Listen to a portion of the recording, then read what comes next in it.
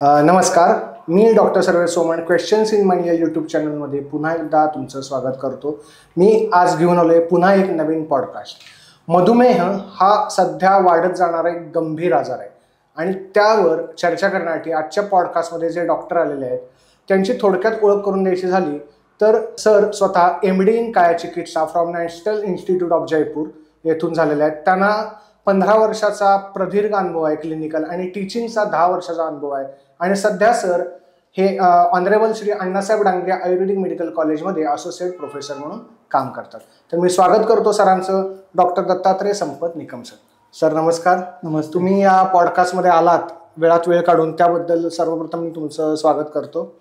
आणि मला प्रेक्षकांना सांगायला आनंद होतोय की आपला मागचा पॉडकास्ट सुद्धा खूप चांगला झाला, खूप चांगला प्रतिसाद लोकांकडून मिळाला आणि त्यामुळे questions in mind he family बघता बघता 2000 लोकांपेक्षाही जास्त झालेली आहे. तर सर मधुमेह हा सध्या खूप वाढत जाणारा आजार आहे आणि अलीकडच्या सर्वेक्षणानुसार जर बघितलं तर 10 माणसांच्या मागं एका माणसाला मधुमेह आहे.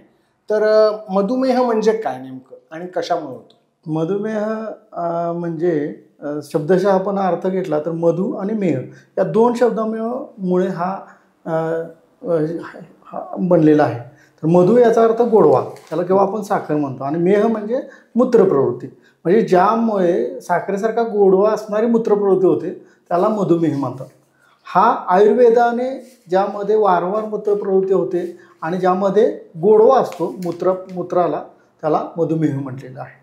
हा बेसिकली आधुनिक वैज्ञानिकानुसार बघितलं तर हा मेटाबॉलिक सिंड्रोम किंवा मेटाबॉलिक डिसऑर्डरसुद्धा याला म्हटलेलं आहे मधुमेह. तर मधुमेहाचे आता प्रचंड रुग्ण आहेत. भारत हे जागतिक मधुमेहाची राजधानी आता होते आपले, आणि याचं मुख्य कारण आहे म्हणजे बरेच वेळा तुम्हाला लक्षात येईल की मधुमेहामध्ये बरीच कारणं सांगितलेली आहेत. याचं कुठलंही डायरेक्ट कारण मधुमेहाचं सध्या माहिती नाही, परंतु कशामुळे मधुमेह होतो तर मधुमेहाला मुख्य कारण आहे आजची जीवनशैली. म्हणजे मुख्यतः हा आजार आहे तो जीवनशैलीचा आजार असं आपण म्हणू शकतो की मधुमेह हा जीवनशैलीचा आजार आहे आणि त्यामुळे याचा इफेक्ट हा संपूर्ण विश्वभर होतोयच, परंतु हा आत्ताच्या भारतामध्ये तर हा मधुमेहाचा हब म्हणलेला आहे. भारत हा मधुमेहाचा हब 2050पर्यंत भारत हा जगातील सर्वात जास्त मधुमेह पीडित रुग्ण असणारा देश असणार आहे असं एक WHO आहे किंवा मोठमोठ्या ज्या नॅशनल एजन्सी आहेत यांनी भाकीत केलेलं आहे. त्यामुळे हा थोडीशी गंभीर समस्या आहे आत्ता मधुमेह, आणि हा जीवनशैलीच्या चुकीची जीवनशैली जी अडॉप्ट केलेली आहे लोकांनी आणि त्याच्यामुळे हा आजार निर्माण होतो. मग सर याच्यामध्ये अनुवंशिकता असते का आणि ह्याचे प्रकार काय काय आहेत? मधुमेहाचे मुख्य करून 2 प्रकार सगळ्यांना माहिती आहेत की एक इन्सुलिन डिपेंडंट डायबिटीज मेलायटिस की ज्याला आपण म्हणतो की इन्सुलिनवर अवलंबून असणारा, याला टाईप 1 डायबिटीजसुद्धा म्हणतात, आणि दुसरा प्रकार आहे की नॉन इन्सुलिन डिपेंडंट डायबिटीज मेलायटिस म्हणजे जो इन्सुलिनवरती डिपेंड्स नाही असा. म्हणजे काय, असे 2 मुख्य प्रकार आहेत. आणि तिसरा प्रेग्नन्सीमध्ये सुद्धा मधुमेह होतो, म्हणजे प्रेग्नन्सीमुळे त्या व्यक्तीमध्ये मेटाबॉलिक सिंड्रोममुळे त्यामध्ये चुकीच्या मेटाबॉलिझममुळे प्रेग्नन्सी इंड्युस्ड डायबिटीज हा सुद्धा तिसरं वर्गीकरण आहे. परंतु मुख्यतः जो समाजामध्ये आपल्याला आढळतो ते 2च मधुमेहाचे प्रकार आपल्याला पाहता येतात. एक तर टाईप 1 की ज्याला आपण इन्सुलिन डिपेंडंट डायबिटीज मेलायटिस, आणि दुसरा आहे टाईप 2 त्याला आपण नॉन इन्सुलिन डिपेंडंट डायबिटीज मेलायटिस, म्हणजे इन्सुलिनवरती पूर्णपणे अवलंबून असणारा, आणि दुसरा आहे की जो इन्सुलिनवरती अवलंबून असेल. म्हणजेच काय, याचा अर्थ की तो औषधी म्हणजे जे काही इन्सुलिन शरीरामध्ये साखर नियंत्रित करणारे औषधी गोळ्या असतात त्यावरती अवलंबून असणारा मधुमेह, हे आपण साधारणतः टाईप 1 आणि टाईप 2 हे आपण समजून घेऊ. मग हे अनुवंशिक असतं का? मधुमेह हा खूप वेळा अनुवंशिक आहे. बऱ्यापैकी जर आई वडील दोघांनाही मधुमेह असेल तर त्या मुलांना होण्याचे चान्सेस जास्त असतात. अच्छा. मधुमेह त्यामुळे तो अनुवंशिक आहे का तर नक्की अनुवंशिक आहे. त्यामुळे ज्या लोकांमध्ये किंवा ज्यांच्या आई वडिलांना दोघांनाही मधुमेह असेल तर त्या मुलांनी आपल्याला मधुमेह होऊ शकण्याचे जास्त चान्सेस असतात. म्हणून त्या व्यक्तीने काय करणं गरजेचं आहे की तर मधुमेह होऊ नये म्हणून काळजी घेणं गरजेचं आहे. ज्यांना फक्त आई मधुमेह आहे, वडील नाही, तर त्यांना थोडेसे चान्सेस, ज्यांच्या दोघांचे आई वडील आहेत आणि आणि त्या त्या मुलाला त्या चान्सेस जास्त असतील, त्या मानाने थोडे कमी असतील. आणि दोघांच्याही आईवडिलांना मधुमेह नसेल तर असं नाही की त्या व्यक्तीला मधुमेह होऊ शकणार नाही, त्या व्यक्तीला सुद्धा मधुमेह होऊ शकतो. ओके. मग ह्याच्यामध्ये आता प्राधान्यानं लक्षणं काय दिसतात, किंवा ज्यांना म्हणतात आपण की बाबा आता शुगर मला डिटेक्ट झाली, तर अगदी सुरुवातीची लक्षणं किंवा असं काय होतं की बाबा अशा लक्षणानंतर एक शंका घ्यायला हरकत नाही की बाबा आपल्याला शुगर तर झाली नाहीये ना, किंवा आपल्याला त्रास सुरू तर झाला नाहीये ना? हां, मधुमेहाचे मुख्यतः 3 लक्षणं सांगितलेली आहेत की ज्याला आपण 3P म्हणतो. एक आहे पॉलियुरिया, म्हणजे अतिप्रमाणात मूत्रप्रवृत्ती होते. दुसरं आहे की अतिप्रमाणात भूक लागते. आणि तिसरं आहे अतिप्रमाणात तहान लागते. ही 3P ज्याला आपण म्हणतो की पॉलियुरिया, पॉलिडिप्सिया आणि पॉलिफेझिया. म्हणजे अतिप्रमाणात मूत्रप्रवृत्ती होणे, अतिप्रमाणात भूक लागणे आणि अतिप्रमाणात तहान लागणे, हे मेजर 3 लक्षणं आहेत. तर असं गरजेचं नाही की ही तिन्ही लक्षणं एका वेळी एका व्यक्तीला पाहायला मिळतील.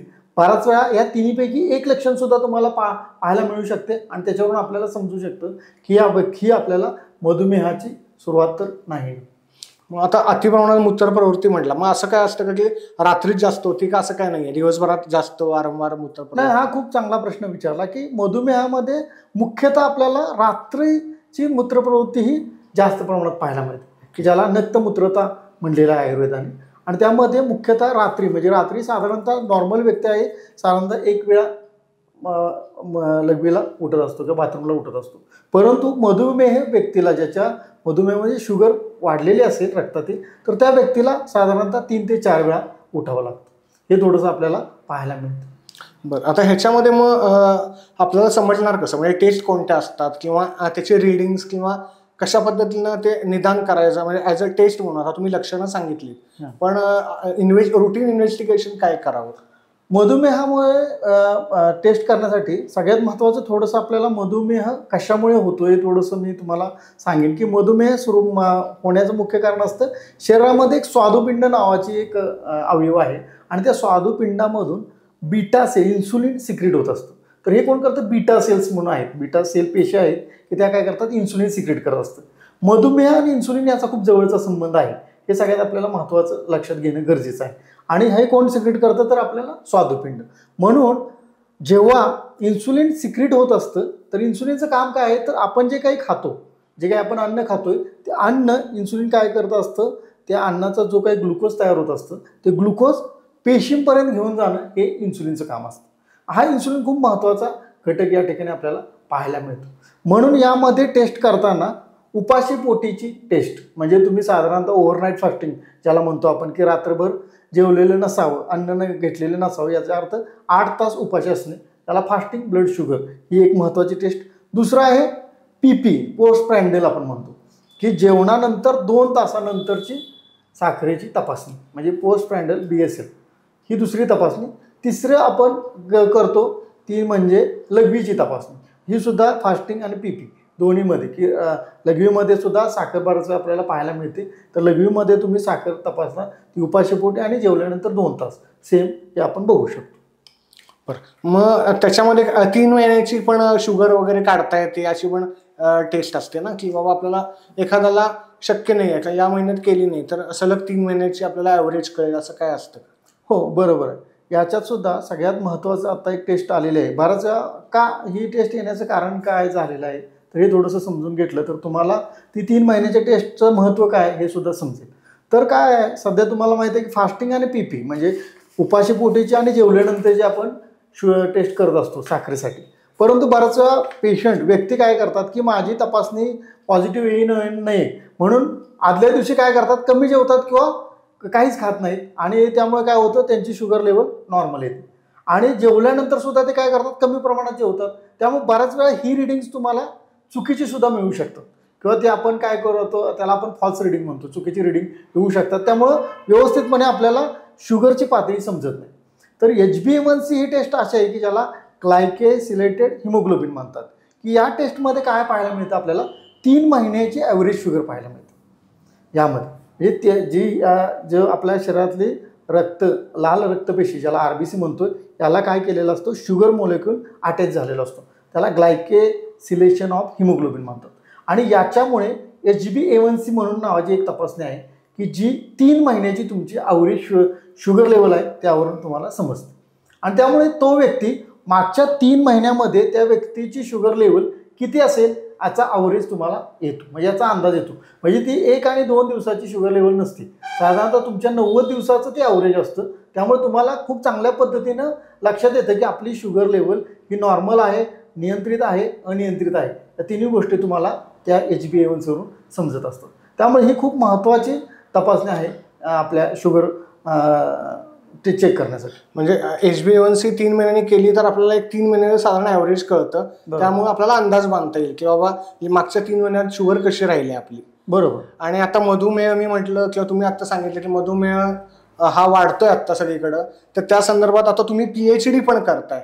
मधुमेह हा तुमचा स्पेशल विषय आहे, तर त्याबद्दल जरा प्रेक्षकांना सांगा. हो. आणि तुम्ही मधुमेहच का निवडला, का असं वाटलं की मधुमेहावर काम करा? मधुमेह हा सध्या सगळ्यांना माहिती आहे की मधुमेह हा खूप जीवनशैली बदलामुळे झालेला आजार आहे.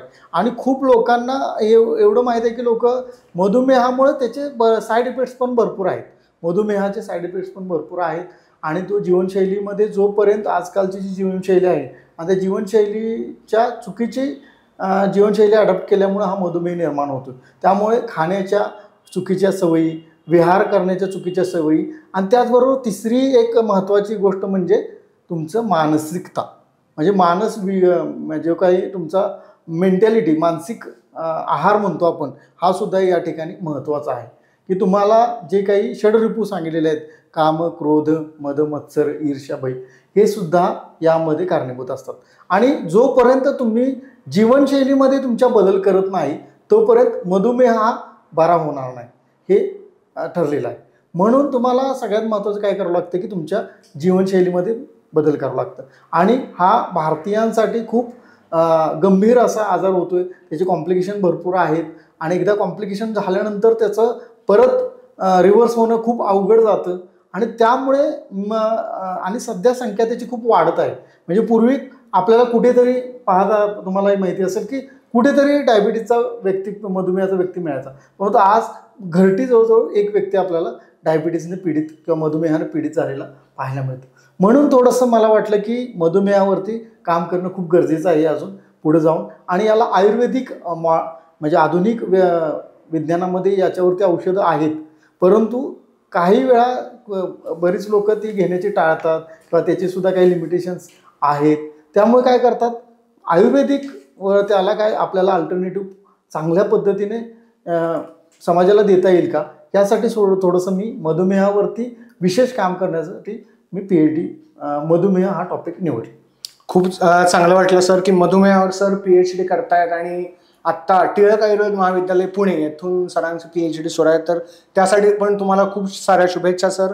आत्ता आपण बोलत होतो, तुम्ही इन्सुलिन सिक्रेशन महत्त्वाचं आहे हे सांगितलं, तर मला इन्सुलिन म्हणजे काय हे जरा प्रेक्षकांना सांगितलं तर सोप्या भाषेत तर बरं होईल.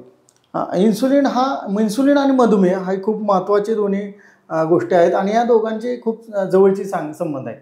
इन्सुलिन हा एक स्राव आहे, हा की जो शरीरामध्ये अंतःस्रवत असतो. तो कुठून, स्वादुपिंड नावाची एक शरीरामध्ये अवयव आहेत, वेगळे अवयव आहेत. सगळ्यांना स्वादुपिंड हा अवयव बऱ्यापैकी सगळ्यांना परिचयाचा आहे. तर स्वादुपिंडामध्ये बीटा सेल्स नावाच्या ग्रंथी आहेत आणि बीटा सेल्समधून काय होत असतं, इन्सुलिनचं सिक्रिशन म्हणजे स्रवित होत असतो. हे इन्सुलिन कधी स्रवत असतं, तर इन्सुलिन जेव्हा शरीरामध्ये ग्लुकोज पातळी वाढते तेव्हा हे इन्सुलिन काय होत असतं, सिक्रिट होत असतं. म्हणजे आपण जे काही आहार खातोय ते आहार खाल्ल्यानंतर काय होत असतं, आपल्या आहाराचं बेसिकली आहार खातो तेव्हा त्याचं ॲब्सॉर्प्शन, शरीरामध्ये पेशींना ग्लुकोज लागतं आणि या ग्लुकोजसाठी काय, ग्लुकोज हे शरीरामध्ये त्या पेशींपर्यंत येण्याचं काम कोण करत असेल, तर हे इन्सुलिन करत असतं. म्हणून इन्सुलिनचा ग्लुकोज म्हणजे पेशींपर्यंत ग्लुकोज नेण्यासाठी आपण इन्सुलिनचा खूप महत्त्वाचा रोल आहे. म्हणजे एखादे आपण घर आहे आणि त्या घराला आतमध्ये जायचं असेल तर जी चावी, कुलूप असेल तर कुलूप लावण्यासाठी आपण चावीचा वापर करतो. तसंच इन्सुलिन काय करतं, ग्लुकोजला शरीराच्या रक्तातील ग्लुकोज साखर आहे, ती साखर त्या पेशीपर्यंत पोहोचवण्यासाठी चावीसारखं काम करतं थोडक्यात.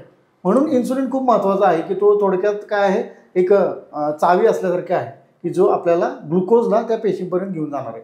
आणि ग्लुकोज काय करत असतं, एनर्जी त्या पेशींना देत असतो आणि तिथून सगळ्या गोष्टी घडत असतात.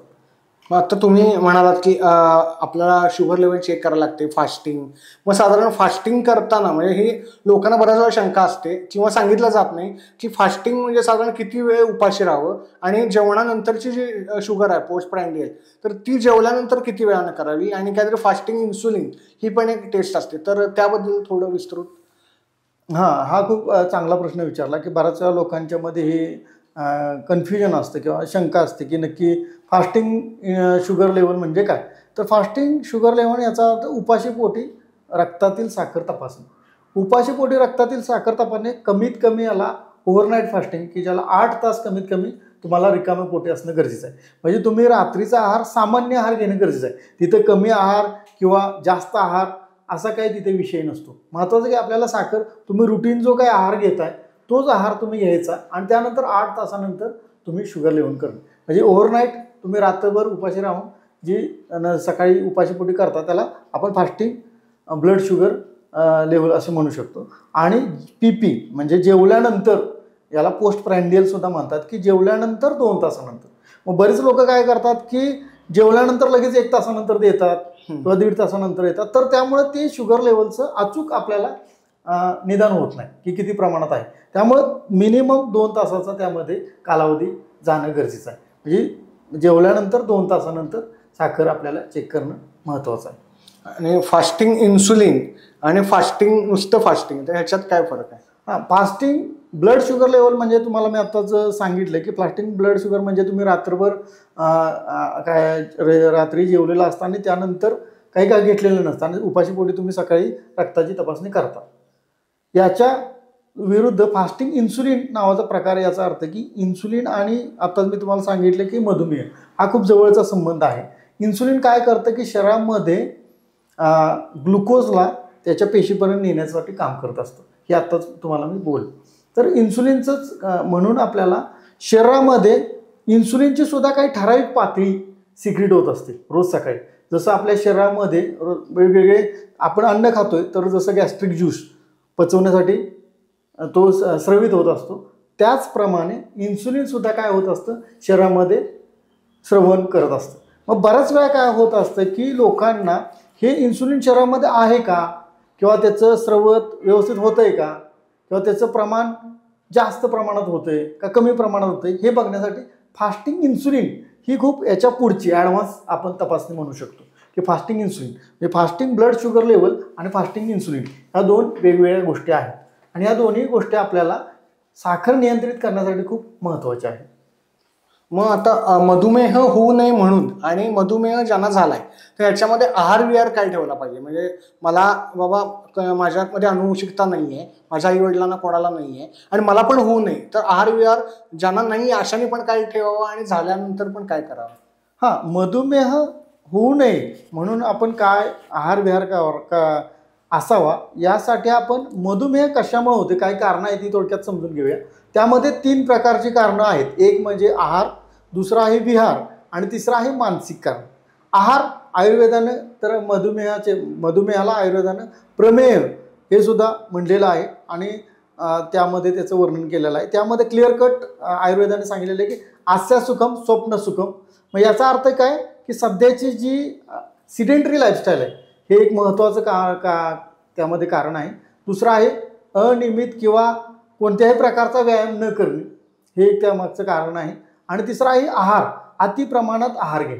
आस्या सुखम म्हणजे तुम्हाला जे काही खावं वाटतंय ते सगळ्या प्रकारचं आहार घेणं. म्हणजे आपण त्यामध्ये वेळा पालन करत नाहीत, आपण आवडतं म्हणून खात असतो. बराचसा भूक लागली नाही लागली ह्या गोष्टी बघत नसतो आणि आपण खात असतो. म्हणजे तिथे फक्त आपल्या जिभेचे चोचले पुरवणे याला आपण आस्या सुखम म्हणू शकतो की ते सुख आपल्याला घ्यायचं असतं. आणि स्वप्न सुखम म्हणजे सिडेंटरी लाईफ, खूप आराम करणे, आरामदायक आपण आपली जीवनशैली करणे की त्यामध्ये कुठल्याही प्रकारचा शरीराला शारीरिक त्रास न देणे हे खूप महत्त्वाचं कारण आता आपल्याला पाहायला मिळते. ही 2 खूप महत्त्वाची कारणं आहेत की ज्यामुळे शरीरामध्ये असं काही शरीराला इन्सुलिनचा रेझिस्टन्स डेव्हलप होतो आणि त्यामुळे काय होतं की मधुमेह त्या व्यक्तीला निर्माण होतो. म्हणजे यामध्ये मी जे सुरुवातीला 2 प्रकार सांगितले की टाईप 1 आणि टाईप 2 डायबिटीज. त्यामध्ये टाईप 1 हा जेनेटिकली असतो, बराच वेळा तो जन्मजात, ज्याला आपण जन्मजात म्हणतो की मधुमेह आहे तो. आणि टाईप 2 म्हणजे काय की हा नंतर मग ज्यांच्या आई वडिलांना झालेला असतो ते सुद्धा टाईप 2 मध्ये येऊ शकतात, किंवा ज्यांना कुठल्याही प्रकारचा इतिहास नाही त्या व्यक्तींना सुद्धा टाईप 2 हा मधुमेह होऊ शकतो. मग बऱ्याच वेळा याचं कारण काय असतं की जी लाईफस्टाईल, की त्या व्यक्ती आहार विहार आणि त्यामध्ये खूप मानसिक, एक तिसरं कारण मी आता सांगत होतो की मानसिक कारण म्हणजे काय, की यामध्ये तो व्यक्ती खूप प्रमाणात काय करत असतो, चिंता करत असतो, क्रोध करत असतो, भय करत असतो. म्हणजे आपण षडरिपू म्हणलेले आहेत, त्या षडरिपूंचा सुद्धा हे मधुमेह उत्पन्न होण्यासाठी काहीतरी वाटा आहे, की त्यामुळे सुद्धा एक कारण आहे की ते होऊ शकतं. म्हणजे अतिप्रमाणात चिंता करणं हे सुद्धा, म्हणजे ज्याला आपण अँझायटी इंड्युस्ड डायबिटीज, की अतिप्रमाणात विचार केल्यामुळे सुद्धा मधुमेह होऊ शकतो. ही कारणं जर लक्षात घेतली तर आपल्याला थोडंसं त्याचं प्रिव्हेंशन कसं करावं हे समजतं. तर त्यात पहिल्यांदा काय, की आहार म्हणजे काय, की आपण जे काही घेत असतो, म्हणजे शाकाहार आहे किंवा मांसाहार आहे यामध्ये काही प्रॉब्लेम नाही. तुम्ही शाकाहार असून दे किंवा मांसाहारी असाल तरीही चालते, परंतु आहाराच्या तुमच्या वेळा खूप महत्त्वाच्या आहेत, की त्या तुम्ही ठरवणं गरजेचं आहे. मी आता त्या प्रश्नावर येणारच होतो की हे सगळं करताना जेवणाच्या वेळा, कारण काही लोकांना प्रत्येकाच्या डोक्यातले किंवा ज्यांना मार्गदर्शन प्रत्येकाला वेगवेगळं मिळत असतं. मग ॲक्च्युली डॉक्टरच देतात असं नाही, कोणतरी सांगते म्हणून की या ह्याला जेव, हे असं असं करतं. ॲक्च्युली जेवणाच्या वेळा कशा असाव्यात, आणि दिवसभरात एखाद्याला जर जास्त हेवी शुगर असेल तर त्यानं दिवसभरात किती खाल्लं पाहिजे, म्हणजे किती वेळा खाल्लं पाहिजे? हां, आता आहाराच्या बाबतीत खूप आधुनिक विज्ञानामध्ये सुद्धा खूप चांगल्या पद्धतीने आपल्याला सांगितलेलं पाहायला मिळते, की ग्लायसेमिक इंडेक्स नावाचा प्रकार असतो, की प्रत्येक फूड म्हणजे जे काही आपण अन्न खात असतो त्या प्रत्येकाचा ग्लायसेमिक इंडेक्स सांगितलेला आहे. म्हणजे ग्लायसेमिक इंडेक्स की म्हणजे काय, की त्या शुगर लेवल किती प्रमाणात आहे. फॉर एक्झाम्पल तुम्ही एखादी साखर घेताय तर त्याची ग्लायसेमिक इंडेक्स जास्त असणार आहे, आणि दुसरं याच्याविरुद्ध तुम्ही जे काही प्रोटीन घेताय त्यामध्ये ग्लायसेमिक इंडेक्स कमी असणार. म्हणजे ग्लुकोज लेवल त्यामध्ये पातळी किती आहे याच्यावरून तो ग्लायसेमिक इंडेक्स ठरलेला आहे. म्हणून आहारामध्ये तो ग्लायसेमिक इंडेक्सवरून तुम्ही कोणता आहार घ्यायचा हे मधुमेहामध्ये सांगितलेलं आहे. तर आयुर्वेदानं सुद्धा मधुमेहासाठी आहार कशा पद्धतीने घ्यावा याचं मार्गदर्शन केलेलं आहे. तर यामध्ये सगळ्यात महत्त्वाचं की तुम्हाला सकाळी एक वेळ जेवण 10 ते 2 या वेळेमध्ये करणं, की जो पित्ताचा काळ सांगितलेला आहे त्यामध्ये तुम्ही जेवण घेणं गरजेचं आहे. आणि त्यानंतर संध्याकाळी तुम्ही दिवस मावळाच्या आत किंवा सूर्यास्तापूर्वी तुम्ही काय करणं गरजेचं आहे, जेवण घेणं गरजेचं आहे. 7-7:30 पर्यंत तुम्ही आहार घेणं गरजेचं आहे. हे थोडंसं महत्त्वाचं आहे, कारण का दिवसभरात तुमचे जे काही जठराग्नी आपण म्हणतो, आयुर्वेदाने जे जठराग्नीचं वर्णन केलेलं आहे, की त्यामध्ये तुमचा खूप चांगल्या पद्धतीने असतो जठराग्नी. म्हणजे तुम्ही जे काही अन्न घेता, आहार घेता, त्याचं पचन खूप चांगल्या पद्धतीने होते. आणि रात्रीनंतर काय होतं, तो जठराग्नी कमी झालेला असतो, आणि त्यामुळे तुम्ही जे काही घेता त्यामुळे त्याचं पचन चांगल्या पद्धतीने होत नाही. म्हणून इथं थोडंसं मला या पॉडकास्टच्या माध्यमातून लोकांना थोडंसं हे सांगण्याचा पण प्रयत्न करायचा आहे, की रात्रीचं बराच वेळा आपण दिवसभरात आपण गडबडीत असतो, धावपळीत असतो, आणि आपण कसं तरी जेवण करत असतो. तर ही थोडीशी चुकीची सवय आहे असं मी सांगेन. आणि रात्री आपण पोट भरून जेवतो आणि झोपतो, तर हे थोडंसं उलटं. याच्या विरुद्ध लोकांनी थोडंसं दिवसा खूप चांगल्या पद्धतीने आहार घेणं गरजेचं आहे, आणि रात्री तुम्ही कमी प्रमाणात जर आहार घेतला दॅट इज खूप चांगल्या पद्धतीने. याने सुद्धा खूप मोठा तुमच्या डायबिटीजसाठी खूप महत्त्वाचा मुद्दा आहे, की तुम्हाला डायबिटीजवरती सुद्धा त्याचा इफेक्ट पाहायला मिळतो. मग आता हे आपण खाण्यापिण्याच्या सवयी, जेवणाच्या वेळा, तर ह्याच्याबरोबर जर व्यायाम केला तर फायदेशीर ठरेल का, किंवा आयुर्वेदामध्ये काही आसनं किंवा असं काय सांगितलं आहे का जेणेकरून ते मधुमेह बरा व्हायला किंवा शुगर नियंत्रणात राहण्यासाठी मदत होईल? हो, नक्कीच. आयुर्वेदाने खूप याच्यावरती एक डिटेल वर्णन केलेलं आहे. आयुर्वेदाने बेसिकली जे काही व्यायामाविषयी सांगितलेलं आहे, की ज्यात तुम्ही आसन सांगितलं, की आसनामध्ये स्पेशल मधुमेहासाठी मयूरासन श्रेष्ठ सांगितलेलं आहे. मयूरासन की ज्यामध्ये ज्या काही पँक्रियाज म्हणजे स्वादुपिंड सांगितले, की त्या स्वादुपिंडावरती प्रेशर निर्माण होतं आणि इन्सुलिन सिक्रेट होत असतं, म्हणून स्पेशली मयूरासन. परंतु सगळ्याच लोकांना मयूरासन करणं थोडंसं डिफिकल्ट आहे मयूरासन, आणि ते सरावानं होऊ शकतं. पण थोडंसं जे काही वयस्कर लोक आहेत त्यांना सहजासहजी येणार नाही मयूरासन, थोडंसं अवघड आहे आसन ते. त्यामुळं आयुर्वेदानं व्यायाम खूप महत्त्वाचा आहे. व्यायामामध्ये तर काय महत्त्वाचं आहे, बऱ्याच वेळा खूप हेवी व्यायाम हा अपेक्षित नाही, यामध्ये चालणे हा मधुमेहासाठी खूप महत्त्वाचा आहे. आयुर्वेदानं तर सांगितलेलं आहे, की तुम्ही जास्त अधू याचा अर्थ की चालणे, पायी चालणे. मग तुम्ही किती किलोमीटर, साधारणतः 3 किलोमीटर, 4 किलोमीटर, 5 किलोमीटर दिवसातून चालला तरीसुद्धा तुम्हाला तुमची शरीरातली साखराची जी पातळी आहे ती नियंत्रित करण्यासाठी खूप मदत होते. आणि त्याचबरोबर इतर काही फिजिकल ॲक्टिव्हिटी आहेत, मग त्यामध्ये तुम्ही प्राणायाम करू शकता. प्राणायामचा सुद्धा खूप चांगला रोल आहे. तुम्ही आता जे सांगितले की आयुर्वेदामध्ये प्राणायाम सांगितलेला आहे, तर प्राणायामामुळे काय होत असतं, तुमचे जे काही मानसिक, मी जे काही कारणं आता सांगत होतो की भीती आहे किंवा चिंता आहे, तर प्राणायाम यासाठी मदत करत असतो आपल्याला, की तुमची जे काही अँझायटी आहे हे कमी करण्याचं काम प्राणायाम करत असतो. त्यामुळे बऱ्याच वेळा लोकांना वाटतं की प्राणायाम म्हणजे खूप अवघड ही गोष्ट आहे, परंतु सिंपल त्यामध्ये अनुलोम विलोम प्राणायाम आहे, हे सुद्धा तुम्ही त्यामध्ये करू शकता. ओके, मला इथं क्वेश्चन्स इन माय चॅनलच्या माध्यमातून एक गोष्ट सांगायची की इथं जे डॉक्टर्स पॉडकास्टला येतात ते त्या विषयातले तज्ज्ञ डॉक्टर्स आहेत आणि ते त्यांचे अनुभव शेअर करत असतात. ॲक्च्युली रुग्ण बघणं हे गरजेचं असतं. त्यामुळं या चॅनलच्या माध्यमातून या पॉडकास्टमधून घरी कोणताही प्रयोग करायचा नाही आहे. सरांचा नंबर डिस्क्रिप्शन बॉक्समध्ये दिला आहे, तुम्ही सरांशी संपर्क करू शकता किंवा तुमच्या फॅमिली डॉक्टर्सना दाखवू शकता, पण जे काय कराल ते डॉक्टरांच्या वैद्यकीय सल्ल्यानुसारच करायचे. सर, आत्ता मी मधुमेहाबद्दल बोलताना तुमची काही पुस्तकं आणि त्याबद्दल सुद्धा तुम्ही काही प्रकाशित केले, तर त्याबद्दल सुद्धा थोडं. मधुमेहाच्या संदर्भात म्हणेन किंवा मी आयुर्वेदामध्ये वेगवेगळे आजार आहेत त्यामध्ये काही चिकित्सा मार्गदर्शिका नावाचं एक पुस्तक आहे माझं, की जे आत्ता प्रकाशित झालेलं आहे. आणि त्याची जे काही Maharashtra university of health sciences यामध्ये पूरक सप्लिमेंटरी बुक म्हणून त्याला मान्यतासुद्धा मिळालेली आहे. आणि त्याचबरोबर माझे वेगवेगळ्या विषयावरती, मधुमेह असेल त्याचबरोबर इतर व्याधी आहेत यावरती वेगळ्या सेमिनारमध्ये, राष्ट्रीय पातळीवरच्या सेमिनार आहेत त्यामध्ये सुद्धा काय झालेलं आहे, पेपर प्रेझेंटेशन झालेले आहेत किंवा पब्लिकेशन्स झालेले आहेत. माझे वेगवेगळे आर्टिकलसुद्धा, लेख प्रसिद्ध आहेत. मी तुमचं पुस्तक वाचलं आहे, कारण मला आठवते पब्लिश झाल्यानंतर तुम्ही मला कॉम्प्लिमेंटरी प्रत दिली होती आणि खूप मला वाचकांना सांगायला आवडेल की खूप छान माहितीपूर्ण पुस्तक आहे. तर आता मधुमेहामध्ये आता तुम्ही म्हटला ग्लायसेमिक इंडेक्स असतो किंवा प्रत्येक ह्याचा, तर आता फळं, समजा एखाद्याला फळं खायची इच्छा झाली तर कोणती फळं खाऊ शकतात? समजा डायबिटीस झाला असेल तर, नसेल तर काही प्रश्न नाही आहे, पण मधुमेह आहे आणि एखाद्याला इच्छा आली की मला फळं खायचे, तर एक सर्वसामान्य कोणतं फळ खाल्लेलं चालतंय?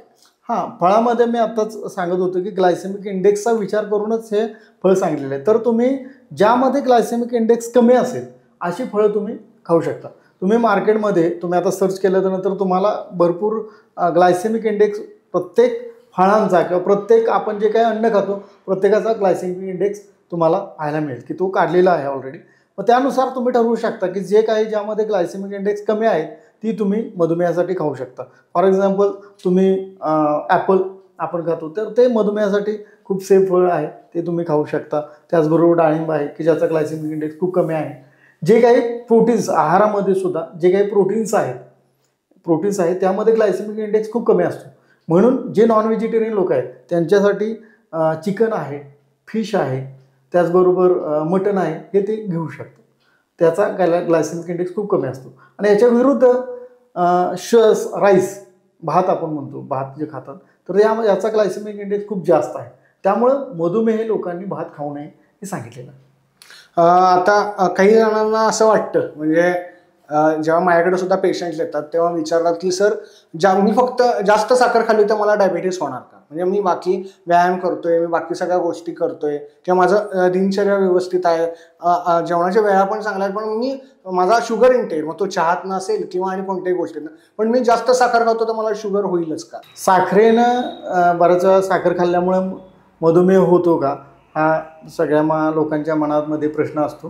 तर यामध्ये काय महत्त्वाचं आहे की आताच मी सांगितलं की ज्यामध्ये ग्लायसेमिक इंडेक्स जास्त असेल अशा गोष्टी जर तुम्ही घेतल्या तर काय होत असतं की त्यामुळे इन्सुलिन रेझिस्टन्स डेव्हलप होत असतो. आणि इन्सुलिन रेझिस्टन्स झाला की काय होते, त्या व्यक्तीमध्ये साखरेची प्रमाण, रक्तातील साखर वाढते. म्हणून कोणतीही गोष्ट आहे अतिप्रमाणात खाल्ले, अति सर्वत्र वर्जित. तेव्हा अतिप्रमाणात साखर किंवा गोड पदार्थ खाणं हे नेहमीच टाळणं खूप गरजेचं आहे. कारण साखर जास्त प्रमाणात घेतल्यामुळे मधुमेह होतो असं नाही, परंतु अति सर्वत्र वर्जित या सिद्धांतानुसार कोणतीही गोष्ट अतिप्रमाणात खाल्ली तर त्याचे तुम्हाला दुष्परिणाम भोगावेच लागणार आहे. मधुमेहाच्या उपचारामधला सगळ्यात महत्त्वाचा भाग म्हणजे जीवनशैलीतील बदल, असं जर म्हटलं तर वावगं ठरणार नाही. बरोबर, हा खूप महत्त्वाचा तुम्ही मुद्दा सांगितलेला आहे की मधुमेहावरती तुम्हाला जर मात करायची असेल तर सगळ्यात महत्त्वाचं आहे की तुमच्या शरीरामध्ये तुमची जीवनशैलीमध्ये बदल करणं खूप गरजेचं आहे. जीवनशैलीमध्ये जर तुम्ही बदल करू शकला नाही तर तुम्ही मधुमेहापासून कधीसुद्धा मुक्त होणार नाही किंवा तुम्हाला तुमचा मधुमेह नियंत्रित ठेवता येणार नाही.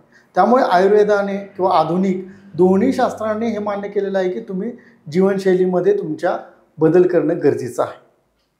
मधुमेह झाला एखाद्याला तर त्याची कॉम्प्लिकेशन काय काय होऊ शकतात किंवा पुढे उद्भवणारे आजार किंवा आपण ज्याला म्हणतो की मधुमेह झाला तर पुढं बाबा ह्याला नाही नियंत्रण पाळलं गेलं किंवा काही नियम पाळले गेले नाही तर त्यातनं कॉम्प्लिकेशन हे होणारच आहे असं काय आहे का?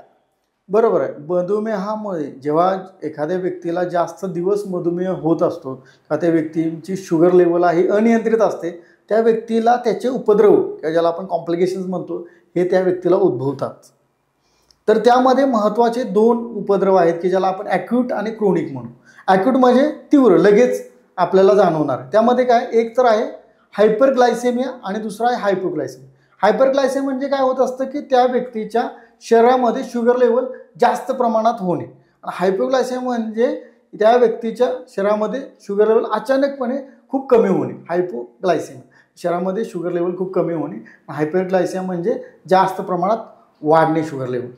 तर हे 2 मुख्यतः आपल्याला त्याचे ॲक्यूट कॉम्प्लिकेशन्स आपण म्हणू की मधुमेहामुळे होतात. आणि दुसरा याचा पार्ट आहे की क्रोनिक कॉम्प्लिकेशन्स. क्रोनिक कॉम्प्लिकेशन्समध्ये काय होत असतं तर यामध्ये जास्त दिवस त्या व्यक्तीला मधुमेह झाल्यामुळे रेटायनोपॅथी, डायबेटिक रेटायनोपॅथी म्हणजे डोळ्यांचा जो पडदा आहे त्या पडद्यावरती तुम्हाला इफेक्ट पाहायला मिळतो आणि त्यामुळे काय होतं त्या व्यक्तीची नजर दृष्टी कमकुवत होत असते. दुसरं काय होत असतं डायबेटिक नेफ्रोपॅथी. नेफ्रोपॅथी म्हणजे किडनीवरती सुद्धा ह्या शुगर अनकंट्रोल्ड शुगर असते त्याचा साईड इफेक्ट्स पाहायला मिळतो आणि त्यामुळे ती व्यक्ती नेफ्रोपॅथी म्हणजे किडनी फेल्युअरमध्ये जाऊ शकतं. आणि तिसरं आहे डायबेटिक न्यूरोपॅथी. न्यूरोपॅथी म्हणजे ज्या काही आपल्या नसा आहेत शरीरातल्या त्या नसेवरती सुद्धा त्याचा आपल्याला साईड इफेक्ट्स पाहायला मिळतो आणि त्यामुळे डायबेटिक नेफ्रोपॅथी मग बऱ्याच वेळा त्या व्यक्तीमध्ये हातापायांना मुंग्या येणं किंवा आग होणं, हातापायांच्या तळव्यांची आग होणं हे लक्षण आपल्याला पाहायला मिळतं. तर ही महत्त्वाची डायबेटिक रेटायनोपॅथी, डायबेटिक न्यूरोपॅथी, डायबेटिक नेफ्रोपॅथी ही 3 आपल्याला महत्त्वाचे काय करतात कॉम्प्लिकेशन्स पाहायला मिळतात.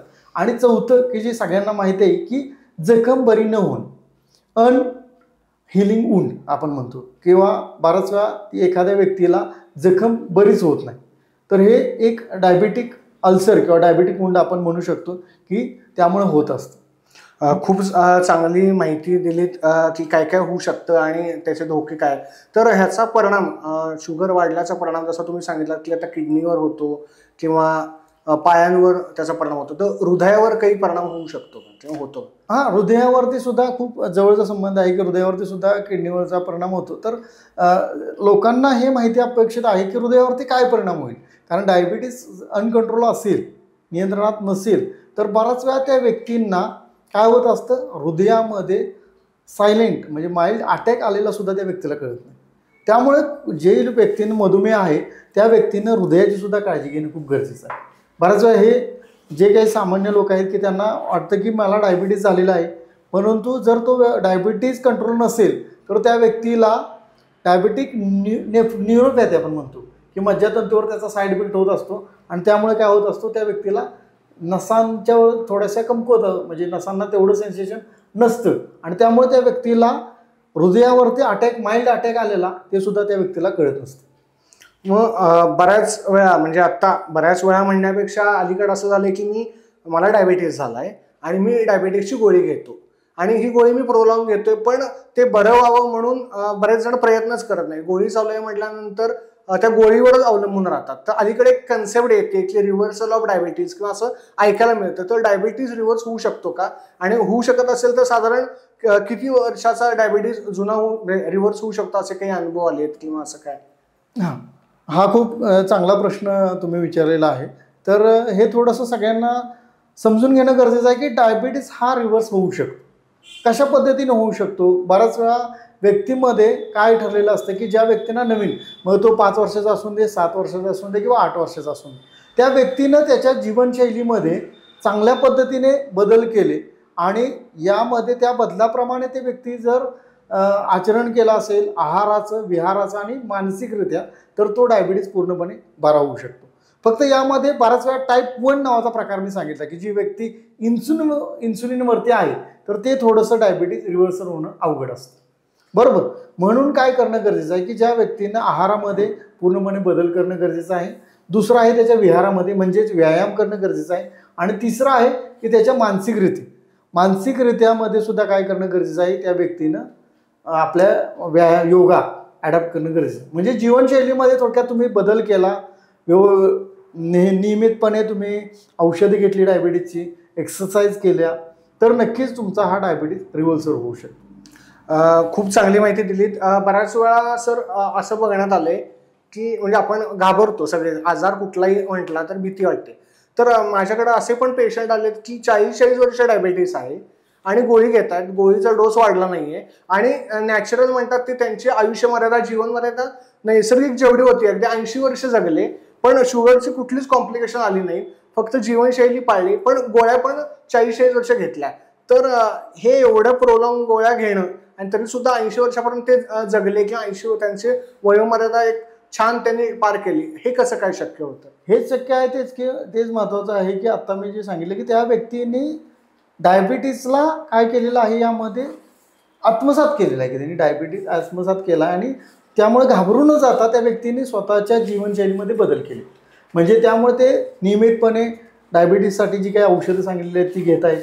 त्याचबरोबर त्यांनी आहारामध्ये सुद्धा जे काही पथ्य डायबिटीज रिलेटेड आहेत ती व्यक्ती पाळत आहेत. आणि तिसरं मानसिकसुद्धा त्या व्यक्ती काय असतात, खूप चिंता जास्त करत नाहीत. याचा अर्थ की ते डायबिटीसची भीती मनात घेत नाही, ते डायबिटीससोबत राहायला शिकलेलं असतं आणि त्यामुळे त्या व्यक्तींनी काय केलेलं असतं, डायबिटीजवरती मात केलेला असतो. त्यामुळे त्यांची जी काही लाईफचा स्पॅन आहे तो वाढलेला पाहायला मिळतो. बरं, आता तुम्ही म्हणालात की स्ट्रेस फॅक्टर हा सुद्धा डायबिटीसमध्ये असतो आणि प्रेग्नन्सीमध्ये डायबिटीस होतो. तर मग प्रेग्नन्सीमध्ये जर डायबिटीस झाला तर आफ्टर प्रेग्नन्सी म्हणजे परत तो कंट्रोलमध्ये येतो का? परत असं काही आहे किंवा चला डिलिव्हरी झाली आणि परत त्या स्त्रीला डायबिटीस सुरूच झाला, असं काय होतं का बरा होतो? नाही, यामध्ये सुद्धा काय झालेलं असतं की ज्या काही अशा असतात स्त्रिया की त्यामध्ये म्हणजे प्रेग्नन्सीमध्ये तुम्हाला डायबिटीस झालेला पाहायला मिळतो, परंतु आफ्टर डिलिव्हरी त्या व्यक्तीचा डायबिटीस पूर्णपणे निघून गेलेला असतो. म्हणजे तो तेवढ्या पुरताच मर्यादित असतो. परंतु काही स्त्रियांमध्ये जर चुकीच्या पद्धतीनं त्यांनी परत लाईफस्टाईल केली तर त्या व्यक्तीमध्ये तो पुढं कंटिन्यू होऊ शकतो. हा थोडासा धोका आहे. म्हणजे डायबिटीज झालेला आहे म्हणून न घाबरता काय करणं गरजेचं आहे, तो आत्मसात करणं गरजेचं आहे. त्यासाठी जी काही औषधं सांगितलेली आहेत ती वेळेत घेणं खूप गरजेचं आहे.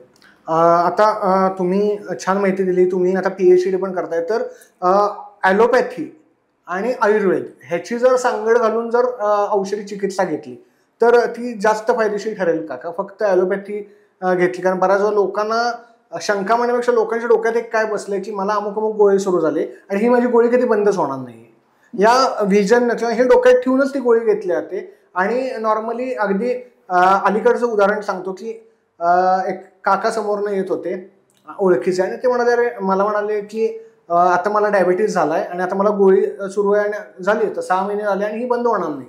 म्हणजे ती घेतानाच या विचारून घेतात की मला आयुष्यभर घ्यायचे, तर डोस कमी होऊ शकतो का, गोळी बंद होऊ शकते का? हां, खूप चांगला प्रश्न परत एकदा तुम्ही विचारलेला आहे की आधुनिक आणि आयुर्वेद यामध्ये डायबिटीजची औषधं सांगितलेली आहेत. थोडी आधुनिक विज्ञानाची कन्सेप्ट वेगळी आहे, आयुर्वेदाची थोडी कन्सेप्ट वेगळी आहेत, सिद्धांत वेगवेगळे आहेत.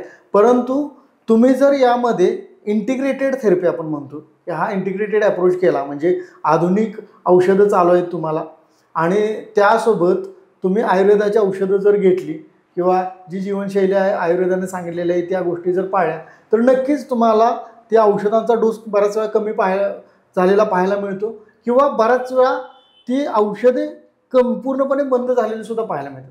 म्हणजे जर त्या व्यक्तीने पॉझिटिव्हली त्या गोष्टी जर घेतल्या आणि त्याप्रमाणे त्याने आचरण केलं तर काय होत असतं, दोन्हीचा आपल्याला पॉझिटिव्ह इफेक्ट पाहायला मिळतो.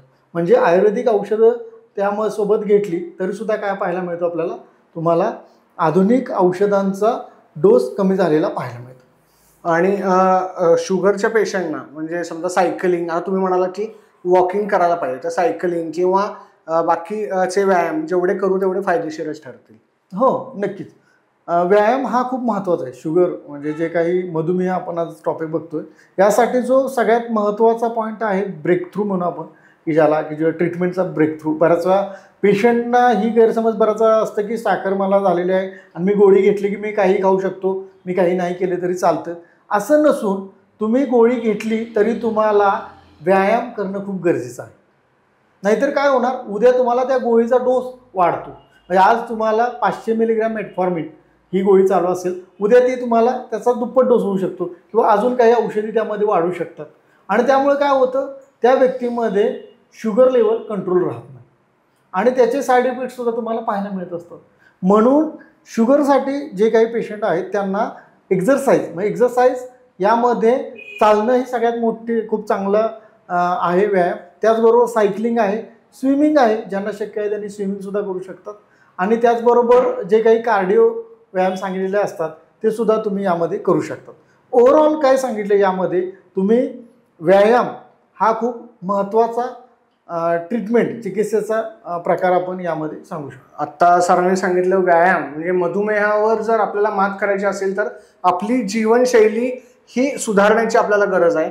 हल्ली बाहेरचं खाणं, जंक फूड ज्याला आपण म्हणतोय, हे प्रमाण खूपच वाढलेलं दिसतंय. तर त्याचा किती परिणाम होतो आपला मधुमेहावर, मधुमेह होण्यावर? बरोबर. आता तुम्ही जर सांगितलेला आपण बोलतच होतो की जंक फूडचा हा खूप चांगला आहे, की जो यामध्ये मी यापूर्वी एक पॉईंट बोललो होतो की ग्लायसेमिक इंडेक्स. तर हा जंक फूडशी परत रिलेटेड येतो की जेव्हा जंक फूड्स घेता त्याचा ग्लायसेमिक इंडेक्स खूप जास्त असतो. म्हणजे तुम्हाला समजतंय की जंक फूड जेव्हा तुम्ही खात असता तेव्हा तुमच्या शरीरामध्ये ग्लुकोज ही लेवल वाढलेली असते. म्हणून जे काही स्वीटनर्स आहेत किंवा जंक फूड्स आहेत हे टाळणं खूप गरजेचं आहे आपल्याला. आणि जे काही सेंद्रिय आहे किंवा नॅचरल फूड आहे हे आपण जर खाल्ले आपल्या आहारामध्ये तर त्याचा फायदा आपल्याला खूप चांगल्या पद्धतीने होऊ शकतो. आता मधुमेह वाढतोय, आता तुम्ही अनेक पेशंट बघताय, त्याच्यात PhD पण चालू आहे तुमची. तर साधारण ही वयोमर्यादा म्हणजे डायबिटीस होण्याचा जो वयोगट होता हा आता खूप अलीकडे आलाय असं तुम्हाला वाटतं का? आणि कुठंतरी ओबेसिटी म्हणजे लठ्ठपणा जो आहे तो सुद्धा याला कारणीभूत आहे असं वाटतं का तुम्हाला? हो, 100%. आता आता आपण बरेच पेशंट बघितो की बराच वेळा काही पेशंटला खूप 15व्या 18व्या 20व्या वर्षातसुद्धा आपल्याला OPDमध्ये पेशंट येतात की ज्यांची शुगर लेवल खूप हाय आहे. आत्तापर्यंत पूर्वी काय होत होतं, 10 वर्ष 15-20 वर्षापूर्वी खूप 50-60 नंतर शुगर लेवल आपल्याला डिटेक्ट व्हायची की या व्यक्तीची साखर वाढलेली आहे. परंतु अलीकडे काय झालेलं आहे की काही तर याचं मेन कारण आहे की लठ्ठपणा किंवा कुठल्याही प्रकारची एक्सरसाइज न करणे, की ज्याला आयुर्वेदाने स्वप्नसुखम हे कारण सांगितलेलं आहे, की ज्यामध्ये कुठल्याही प्रकारचा शारीरिक हालचाल न करणे किंवा कमी प्रमाणात करणं हे खूप महत्त्वाचं कारण आजकाल आपल्याला पाहायला मिळतं, की जे मधुमेह उत्पन्न होण्यासाठी महत्त्वाचं कारण आहे. सर मला प्रेक्षकांना सांगायला आवडेल की सर PG स्टुडंटना चांगल्या प्रकारे मार्गदर्शन करत असतात, शिबिरामध्ये मार्गदर्शन करत असतात आणि कणेरी मठ सिद्धगिरीला सुद्धा सर आयुर्वेदिक कन्सल्टंट म्हणून बरेच वर्ष काम करत होते. तर त्याच्याबद्दल काही अनुभव सांगाल किंवा तुम्हाला तिथं आलेला मधुमेह झालाय आणि पेशंट तुमच्याकडे आला आणि ट्रीटमेंट घेतली असे काही अनुभव? हां, मी हाच एक मुद्दा की जो सांगत होता मी शेअर करायला मला खूप आवडेल या ठिकाणी, की बराच वेळा मी सांगितलं की काही वेळा लोकांना जे काही मानसिक चिंतेमुळे किंवा अँझायटी इंड्युस्ड मधुमेह आपण म्हणतो की चिंतेमुळे सुद्धा एखाद्या व्यक्तीला काय होऊ शकतं, मधुमेह होऊ शकतो. असे काही पेशंट माझ्याकडे आले होते की त्या पेशंटला खूप मानसिक चिंता होती आणि त्याची शुगर लेवल खूप वाढली होती. मग त्या व्यक्तीला जेव्हा मानसिक चिंता कमी होण्याचं औषध दिलं की काय झालं, त्या व्यक्तीचा मधुमेह नियंत्रणात आला. मग बराच वेळा आपल्याला आयुर्वेदानुसार निदान करताना त्या व्यक्तीचं पूर्णपणे इतिहास घेणं खूप गरजेचं असतं आणि ते इतिहासातून शोधावं लागतं की त्या व्यक्तीला आहारामुळे झालेलं आहे, विहारामुळे झालेलं आहे की त्याचे मानसिक कारण यामध्ये कारणीभूत आहे. कारण आयुर्वेदाने थोडंसं मधुमेहाविषयी वेगळ्या प्रकारे वर्णन केलेलं आहे की त्यामध्ये फक्त इन्सुलिनचा विचार आयुर्वेदाने केलेला नाही. आयुर्वेदानं मानसिक जी गोष्ट आहे ही सुद्धा सांगितलेली आहे. आता तुम्ही आयुर्वेदाचा विषय काढला आणि तुम्ही त्याच्यात तज्ज्ञ आहात, तर आयुर्वेदामध्ये काही असे पंचकर्म आहेत का की ज्यामुळं मधुमेहाला बरं होण्यामध्ये मदत होईल किंवा स्ट्रेस फॅक्टरमुळं कधी तुम्ही म्हणालात की स्ट्रेस फॅक्टर हा सुद्धा एक भाग असतो. तर अशी कोणती पंचकर्म आहेत का की जे आपण केल्यामुळे आपल्याला फायदा होईल? होय, आयुर्वेदाने सुद्धा खूप चांगल्या पद्धतीने आणि विस्तृतपणे याचं वर्णन केलेलं आहे आयुर्वेदामध्ये, आणि ते आम्ही डेली OPDला पेशंटला आम्ही ते करत असतो. तर यामध्ये पंचकर्मामध्ये मधुमेहाच्या पेशंटला सगळ्यात महत्त्वाचं आयुर्वेदामध्ये वमन एक सांगितलेलं आहे. दुसरं आहे बस्ती, माधुतैलिक बस्ती म्हणून एक स्पेशलाइज्ड बस्ती असते की ती मधुमेहाच्या पेशंटला दिली जाते. आणि तिसरं आहे शिरोधारा, ज्यांना अँझायटी होत असते की ज्यांना स्ट्रेस आहे आपण जो म्हणतो, त्यासाठी शिरोधारा ही उपचार पद्धती सांगितलेली आहे की ज्यामध्ये बराचसा तक्रधारा आपण म्हणतो किंवा तैलधारा यांचा वापर केला जातो आणि त्यामुळे शिरोधारा केली जाते. आणि त्या पद्धतीने शिरोधारा केल्यामुळे काय होतं, त्या व्यक्तीचा स्ट्रेस लेवल कमी व्हायला मदत होत असते. म्हणजे आपण आत्ता सरांकडनं अनमोल मार्गदर्शन घेतलं की मधुमेह झालाय म्हटल्यानंतर घाबरण्याचं काही कारण नाही. आपल्या आहार विहारात काही चुका आहेत का, अनुवंशिकता आहे का, हे सगळं तपासून जर त्याच्यावर आपण काम केलं, आपल्या जीवनशैलीत बदल केले आणि खाण्यापिण्याच्या वेळा या व्यवस्थित ठेवला तर डायबिटीस हा रिव्हर्स होऊ शकतो. आणि डायबिटीस मुक्त होण्यावर जे मुक्त व्हायला पाहिजे, आता मधुमेहाचं प्रमाण वाढले, पेशंट हे कमी व्हायला पाहिजे, तर हे साध्य होऊ शकतं या सगळे बदल जर आपण केले तर. बरोबर आहे. हे सगळं तुम्ही म्हणजे मला हे सांगायला आवडेल की जर तुम्ही तुमच्या जीवनशैलीमध्ये चांगल्या योग्य तो बदल केला, तुमच्या त्यामध्ये आहाराचा आहे, त्याचबरोबर विहार आहे आणि मानसिक, या तिन्ही गोष्टी, म्हणजे आहार हा फक्त बराच वेळा ही कन्सेप्ट लोकांची असते की आहार फक्त अन्न घेणे म्हणजे मुखाद्वारे घेणे एवढाच आहार आहे. नाही, तुम्ही जे काही श्रवणाद्वारे ऐकता किंवा डोळ्याने पाहता हा सुद्धा एक आहार आहे ना, तुमच्या पंचेंद्रियाद्वारे घेता तो सुद्धा आहार आहे. आणि ते सुद्धा एक कारण होऊ शकतं जर तुम्ही चुकीच्या पद्धतीच्या गोष्टी तुम्ही नेहमी ऐकत असाल, तुम्ही बघत असाल, ह्या सुद्धा कुठेतरी तुमच्या शरीरामध्ये बदल घडवण्यासाठी कारणीभूत असतात. म्हणूनच आपल्याला चांगलं बोलावं, चांगलं ऐकावं, चांगलं बघावं हे सांगितलेलं आहे. सर, आज या पॉडकास्टला वेळात वेळ काढून तुम्ही आलात आणि मधुमेहावर आमच्या प्रेक्षकांना योग्य आणि चांगलं मार्गदर्शन केलं, त्याबद्दल मी तुमचे आभार व्यक्त करतो. आणि आज हा मधुमेह जो आजार वाढतो यावर आपण हा स्पेशल पॉडकास्ट केला होता. तर त्याबद्दल तुम्हाला काही शंका असतील, तुमचे काही प्रश्न असतील तर कृपया कमेंट बॉक्समध्ये जरूर कळवा आणि भेटूया आपण पुढच्या पॉडकास्टला. सर, पुन्हा एकदा तुमचे आभार. धन्यवाद सर. तुम्ही आज पॉडकास्टच्या माध्यमातून जे काही लोकांच्यापर्यंत वेगवेगळ्या आजारांविषयी माहिती पोहोचवत आहे त्याबद्दल ही खूप चांगलं कौतुकास्पद गोष्ट आहे की ती तुम्ही करताय आणि त्यामुळे खरं नक्कीच लोकांना याचा लाभ होणार आहे. आणि त्यामुळे तुम्हाला पॉडकास्टला, तुमच्या चॅनेलला खूप खूप शुभेच्छा आणि यातून लोकांना फायदाच होईल यासाठी सदिच्छा. Thank you sir. तर आज आपला हा मधुमेह हा जो वाढणारा आजार आहे यावर सरांनी आपल्याला मार्गदर्शन केलं. हा पॉडकास्ट तुम्हाला कसा वाटला हे जरूर कळवा. तुमच्या काही शंका असतील, तुम्हाला काही सांगायचं असेल तर कमेंट बॉक्समध्ये नक्की कळवा आणि भेटूया आपण पुढच्या पॉडकास्टला. थँक्यू.